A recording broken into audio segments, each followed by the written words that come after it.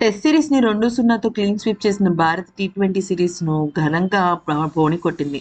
ఇక 3 టీ20ల సిరీస్‌లో భాగంగా క్వాలిఫైయర్ వేదికగా బంగ్లాదేశ్‌తో ఆదివారం జరిగిన తొలి మ్యాచ్‌లో టీమిండియా 7 వికెట్ల తేడాతో ఘన విజయం సాధించింది.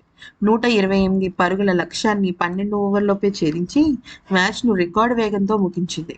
టీ20లలో 100కు పైగా పరుగుల లక్ష్యాన్ని భారత్ త్వరగా ముగించడం ఇదే మొదటిసారి. ఇక మొదట బ్యాటింగ్ చేసిన బంగ్లా 19.5 ఓవర్ల 127 పరుగులకు కుప్పకూలితే ఇక ఆ తర్వాత హార్దిక్ పాండ్యా 45 బంతులు మిగిలి ఉండంగానే జట్టును విజయ తీరాలకు చేర్చాడు. అయితే ఇక విషయంలోకి వచ్చినట్టయితే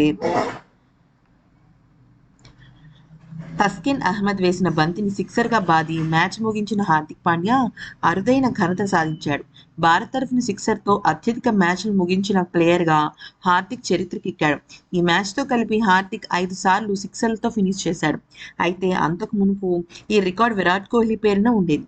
కోహ్లీ 4 సార్లు ఈ ఘనత సాధిస్తే ఆ తర్వాత స్థానంలో ధోని, రిషబ్ ఉన్నారు.